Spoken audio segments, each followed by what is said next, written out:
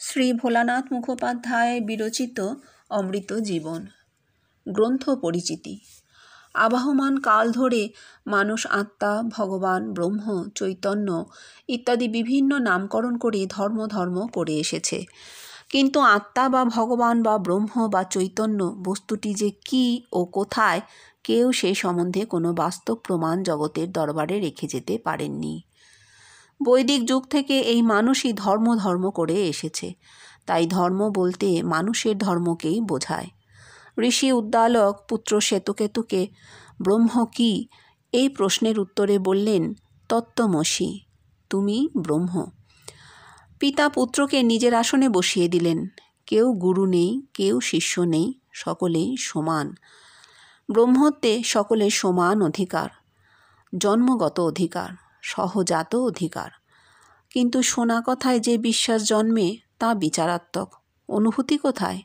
পুত্র কি বুঝল যে সে ব্রহ্ম হয়েছে? অথচ বেদ বলছেন, নয়মাত্মা প্রবচনেন লভ্য ন মেধয়া ন বহুনা শ্রুতেন যমে বৈশ্য বৃণুতে তেন লভ্যস্তস্য আত্মা বিবৃণতে তনুষাম। এর সরল অর্থ, এই আত্মাকে বহু শাস্ত্রাভ্যাসের দ্বারা, মেধার দ্বারা, বহু শ্রবণের দ্বারা পাওয়া যায় না। যার প্রতি ইনি অনুগ্রহ করেন তিনিই একে লাভ করেন। তাঁরই সকাশে এই আত্মা স্বীয় রূপ প্রকটিত করেন। শুধু শোনা কথায় ব্রহ্মকে দর্শন ও লাভ করা যায় না। পাণ্ডিত্য দ্বারা বিচারাত্মকভাবে ব্রহ্মের বিষয় কেবল আলোচনা করা চলে। তবে যে দেহে পড়া বিদ্যারূপে ব্রহ্ম প্রকাশ হন, সেই দেহেই একমাত্র ঠিক বলতে পারেন ব্রহ্ম কি। বেদে বলেছে, ঋতং বদিষ্যামি, তোমার অনুভূতির কথা বলবে। সত্যং বদিষ্যামি, তবেই সত্য বলা হবে। ধর্ম দর্শন মাধ্যমে অনুভূত হয় দেহের মধ্যে। তাই ধর্ম অনুভূতিমূলক বিশ্বাস নয়। মানুষের দেহে প্রাণের স্বতঃস্ফূর্ত বিকাশের নামই ধর্ম। এই ধর্ম সনাতন ও শাশ্বত ধর্ম। একটি মানুষের দেহকে কেন্দ্র করে প্রাণের এই বিকাশ হয়ে এসেছে, কিন্তু কোথাও এর পরিপূর্ণতা লাভের কথা পাওয়া যায় না। বেদ অপৌরুষেয় ও প্রামাণ্য। সেজন্য বেদকে ধরেই আমাদের আলোচনা শুরু করা হচ্ছে। ছান্দোগ্য উপনিষদের মন্ত্রে আছে, এবম এব এষ সম্প্রসাদঃ अस्मात् শরীরাৎ সমুত্থায় পরম জ্যোতিঃ উপসম্পদ্য সেন রূপেণ বিনিষ্পদ্যতে স উত্তম পুরুষ। আবার অন্যত্র মন্ত্রে আছে, অথজ এষ সম্প্রসাদঃ अस्मात् শরীরাৎ সমুত্থায় পরম জ্যোতিঃ উপসম্পদ্য সেন রূপেণ বিনিষ্পদ্যতে এষ আত্মেতি হো বা চৈতদমৃতমভয়ম এতদ্ব্রহ্মেতি তস্য হ বা এতস্য ব্রহ্মণ নাম সত্যমেতি। এর সরল অর্থ এই যে সম্প্রসাদ, সম্যক প্রসাদ গুণযুক্ত ইনি এই শরীর হতে উত্থিত হয়ে এবং পরম জ্যোতি সম্পন্ন হয়ে স্বীয় স্বরূপে অবস্থিতি লাভ করেন। ইনিই আত্মা, ইনিই অমৃত, অভয়, ইনিই ব্রহ্ম। উক্ত ব্রহ্মের নাম সত্য। এই পরম জ্যোতি উপসম্পদ্য পর্যন্ত যতটুকু অনুভূতি আমরা পেয়েছি, তাতে প্রতিটি আচার্যের জীবনে বেশটি সাধনের ফারাক অনুযায়ী অনুভূতিরও ফারাক হয়েছে। কিন্তু পূর্ণাঙ্গ সাধন যে দেহেতে হবে, সেখানে 12 বছর 4 মাস বয়সে এক অজানা পুরুষের রূপ ধারণ করে সচিদানন্দের আবির্ভাব হওয়া চাই। বেদ বলছেন, ব্রহ্মপুরে একটি পুরুষ আছেন, তাকে দেখা চাই। এরপর বেদ মতে পঞ্চকোষ বা সপ্তম ভূমির সাধনও আপনা হতে হওয়া চাই। সাধন শেষে সপ্তম ভূমিতে অর্থাৎ সহস্রারে পরম জ্যোতি তথা আত্মা নিঃসৃত হয়ে আত্মা সাক্ষাৎকার হবেন। এখন বেষ্টিতে যিনি এই আত্মা সাক্ষাৎকার করলেন, তিনি তো সহস্রারে এ দর্শন করলেন, কিন্তু বাহ্য জ্ঞান লাভের পর দেখলেন সামনে জগতের মনুষ্য জাতি। এই মনুষ্য জাতির সঙ্গে তার সম্পর্ক কি? একটি মানুষ ভগবান দর্শন করলেন, বেষ্টি। শ্রী ভগবান দর্শন হয় প্রকাশ বা প্রচারের জন্য। এই প্রচার 2 প্রকারে হয়। 1. দ্রষ্টার বা সম্প্রসাদের শ্রী ভগবান দর্শনের কথা নিজ মুখে অন্যদের কাছে প্রকাশ করা, আর 2 দ্রষ্টার অজ্ঞাতসারে সর্বশ্রেণীর মানুষের মধ্যে তাঁর আত্মিক চিন্ময় রূপে আপনা হতে প্রকাশ হওয়া। এই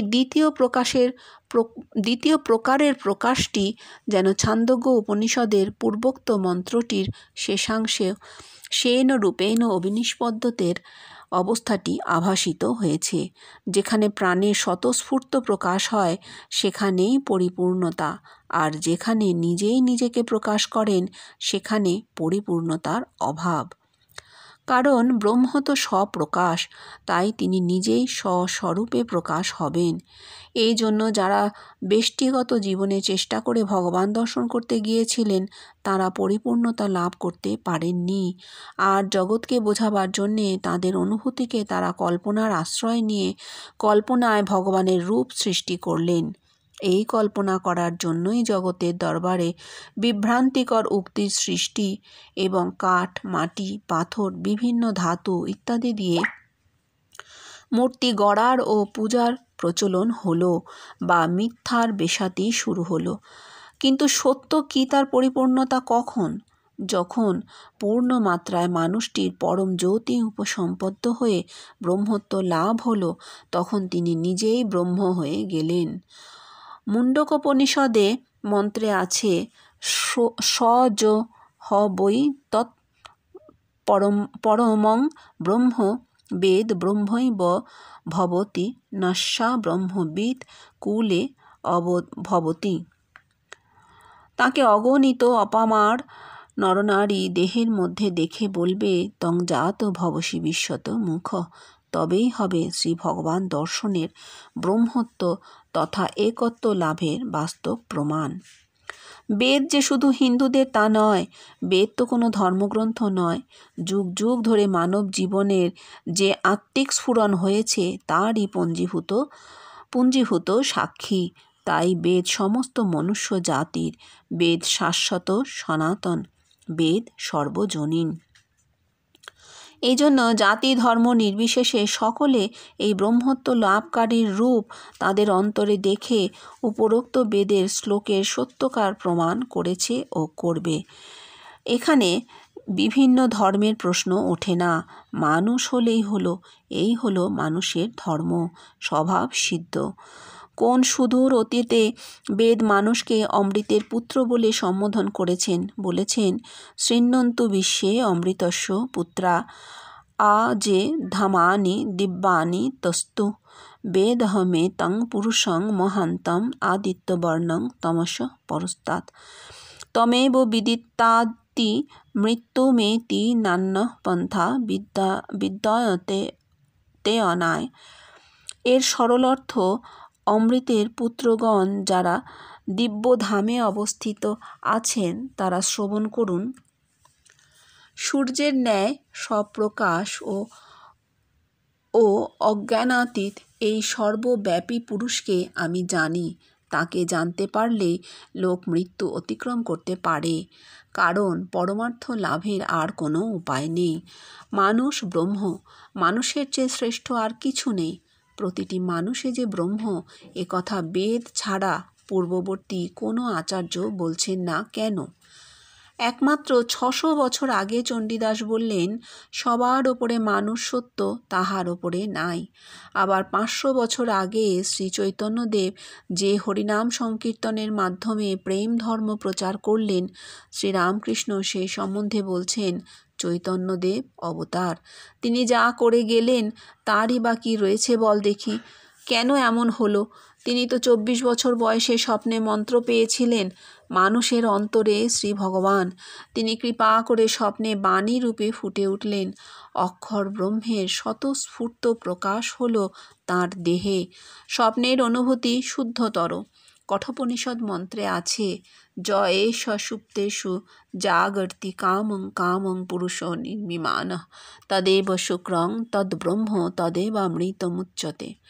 এর সরলার্থ, ইন্দ্রিয়াদি নিদ্রিত হলে এই পুরুষ জাগরিত হয়ে অভিপ্রেত বিষয় নির্মাণ করতে থাকেন। তিনিই শুদ্ধ, তিনিই ব্রহ্ম, তিনিই অমৃতরূপে বর্ণিত হন। তাই স্বপ্নে মন্ত্র পাওয়া এই শুদ্ধ পরম ব্রহ্মের বাণী মূর্তিরূপে প্রকাশ। শ্রীরামকৃষ্ণদেবও বলেছেন, স্বপ্ন কি কম গা, বহু ভাগ্যে স্বপ্নে মন্ত্র পাওয়া যায়।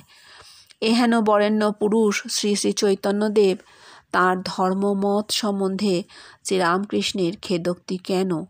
তিনি তো চেয়েছিলেন জনসাধারণকে ঈশ্বরমুখী করতে, কিন্তু সেই ঈশ্বরটি কোথায় তার দিক দর্শন তিনি মানুষকে সঠিকভাবে কি জানিয়ে গেছেন? তাহলে কেন মানুষ ভগবানকে খুঁজছে বাইরে? অন্তরের জিনিস বাইরে খুঁজলে ব্যর্থতা অনিবার্য। তাই প্রেমের সন্ধান না পেয়ে মানুষ ক্রমশ দিশেহারা হয়ে পড়ল। প্রেম কখন হয়? যখন মানুষ বুঝতে পারবে যে তাঁর দেহস্থ চৈতন্য ও বিশ্ব চৈতন্য একই সত্তা, আর তত্ত্বগতভাবে একজন মানুষের সঙ্গে আর একজন মানুষের কোনো ভেদ নেই, তখনই প্রেমের উদয় হয়। মানুষের মাঝে সহজে এই বোধ জন্মায়নি বলেই এত বিরোধ। তবে যদি জগতের মানুষের অনুভূতির দ্বারা কোনো একটি বিষয়ে মানুষের সঙ্গে তার অজ্ঞাতসারে একত্ব প্রতিষ্ঠিত হয়, তবেই তার যে প্রেম হয়েছে তার প্রমাণ পাওয়া যায়। অর্থাৎ তিনি প্রেমে সকলকে এক করে নিলেন। প্রেমের মূল কথা একাত্মা। একত্ব বোধই বাহ্যিক বহুত্বে অবসান ঘটায়, আর তখনই মানুষ হয় নিরদ্বন্দ্ব, আর তখনই all is one and one is all pantheism প্রমাণিত হয়। ঠাকুর শ্রীরামকৃষ্ণ বিবেকানন্দকে বললেন, মাইরি বলছি, আমি ঈশ্বরকে দেখেছি যেমন তোকে দেখছি। মানুষের কাছে এ এক পরম আশ্বাস বাণী। মানুষ এই প্রথম দ্ব্যর্থহীন ভাষায় শুনল যে ভগবানকে দেখা যায়।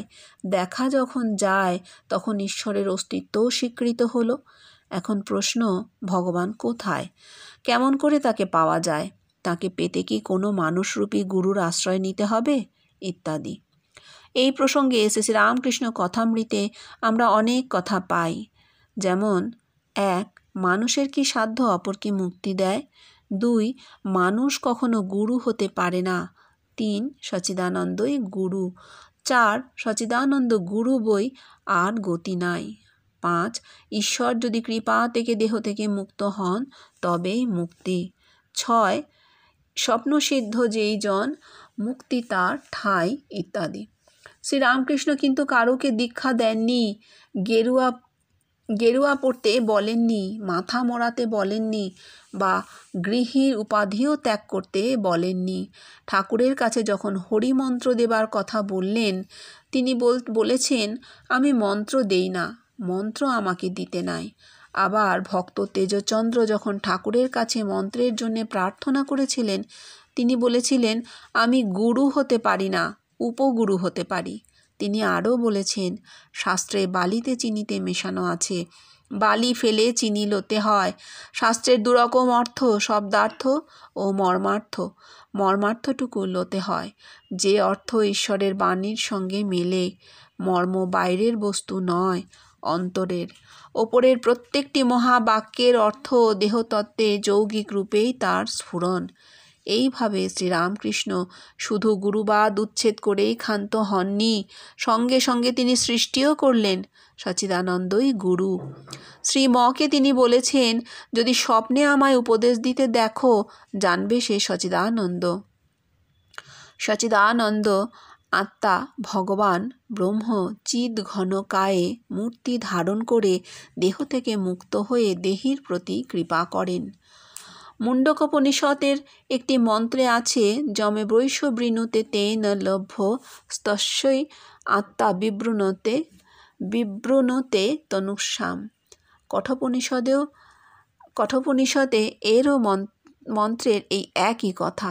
অর্থাৎ এই আত্মা যাকে বরণ করেন তিনিই আত্মাকে লাভ করেন। তার নিকটে এই আত্মা স্বীয় তনু অর্থাৎ আপন স্বরূপ ও মহিমা প্রকাশ করে। স্বপ্নের অনুভূতি যে কত সত্য তার প্রমাণ রয়েছে মহামানব শ্রী জীবনকৃষ্ণের অমৃতময় জীবনে। আপনা হতে বেদমতে পঞ্চকোষের পূর্ণাঙ্গ সাধন হয়েছে তার দেহে। প্রচলিত মতে কোনো সাধন ভজন করতে হয়নি, স্বয়ংভূ আত্মার স্বয়ং প্রকাশ হয়েছে তার মধ্যে। তিনি জন্মসিদ্ধ, জন্মাদস্য যত ব্রহ্মসূত্র।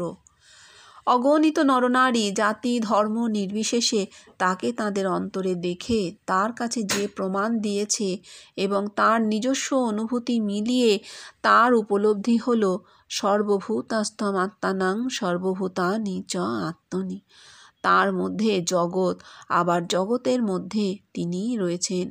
তার জীবনে যা সত্য রূপে প্রতিভাত ও প্রমাণিত হয়েছে সেই সত্যের আলোকে তিনি মানুষের ধর্মের আলোচনা করেছেন।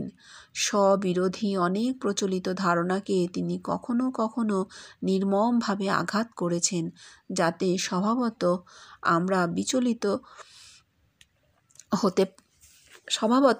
বিচলিত হতে পারি। কিন্তু এমন সুন্দরভাবে তিনি তার উক্তির সপক্ষে যুক্তির অবতারণা করেছেন যা অকাট্য এবং কোনো মতেই অস্বীকার করা যাবে না। তার প্রধান কারণ হল তার প্রতিটি উক্তি নিজস্ব অনুভূতি প্রসূত, তাই সত্যের ঔজ্জ্বল্যে ভাস্বর। এই অনুভূতি শ্রী জীবনকৃষ্ণ নিজে প্রচার করেননি। আশ্চর্যের বিষয় এই যে জগতের সংখ্যাতীত নরনারী যখন তাদের অন্তরে স্বপ্নে, ধ্যানে, জাগ্রত অবস্থায় ও নিদ্রার আবেশে তার কাছে এসে বলতে লাগলো, নিদ্রার আবেশে দেখে তার কাছে এসে বলতে লাগলো, তখনই ব্রহ্মবিদ ব্রহ্মৈব ভবতি অহম ব্রহ্মাস্মি ইত্যাদি শাস্ত্র বাক্য প্রমাণিত হলো। তার সারা জীবনের অনুভূতির ভিত্তিতে তিনি যা বলেছেন তার সারমর্ম হল: 1. মানুষের দেহেতে শ্রী ভগবান। 2. বিদ্যতে বস্তু লাভ, বিবিদিশায় নয়। 3. মানুষের প্রাণশক্তি রাজযোগের মাধ্যমে সহস্রারে অবস্থান করে শ্রী ভগবান হন। 4. মানুষের ব্রহ্মত্ব লাভ বাস্তব সত্য, বিশ্বব্যাপিত্বে তার প্রমাণ এবং প্রতিষ্ঠা। 5. একত্ব লাভই মনুষ্য জীবনের একমাত্র উদ্দেশ্য। ঠাকুর শ্রীরামকৃষ্ণের মধ্যে দ্বৈতবাদে বেষ্টির সাধন চরম পরিণতি লাভ করেছিল। ক্রমবিবর্তনের ধারা অনুযায়ী তারই পরবর্তী ক্রম হল অদ্বৈতবাদে সমষ্টির সাধন। সেই অদ্বৈতবাদের সাধন পরিপূর্ণতা লাভ করেছে মহামানব শ্রী জীবনকৃষ্ণের জীবনে এবং তার প্রমাণও দিয়েছে হাজার হাজার নরনারী, শিশু, বৃদ্ধ যখন তাকে অন্তরে দেখে বলছে, ওগো আমরা আর তুমি এক। ব্যবহারিক জগতে আমরা বহু, কিন্তু আত্মিক জগতে আমরা এক প্রতিষ্ঠিত হল বেদান্তের ধর্মের বাস্তব রূপ, বহুত্বে একত্ব। শ্রী জীবনকৃষ্ণের সঙ্গে তার অনুগামীদের সম্পর্ক হল মধুর, বন্ধুর মতো, গুরু শিষ্যের সম্পর্ক নয়, সমানে সমানে সম্পর্ক। তার বাণীর সঙ্গে আচরণের কোনো অসঙ্গতি কোনো দিন কোনো সময়ই পরিলক্ষিত হয়নি। গ্রন্থকার ইংরেজি 1954 সালের জুন কি জুলাই মাস থেকে 4 বছর ধরে ভগবান শ্রী জীবনকৃষ্ণের নিত্য সঙ্গ করার সৌভাগ্য লাভের পর একদিন হঠাৎ দৈবচালিত হয়ে তাঁর শ্রীমুখ নিঃসৃত বাণীগুলি এবং লেখকের সঙ্গে যে সকল ধর্মালোচনা হয়েছিল সেই সকল তাঁর ঘরে বসেই সেই দিন থেকেই লিখে রাখতে আরম্ভ করেছিলেন। সেই সব অমৃত বাণী ও ঘটনাবলী গ্রন্থকার অমৃত জীবন গ্রন্থে দিনলিপি আকারে সন্নিবিষ্ট করেছেন।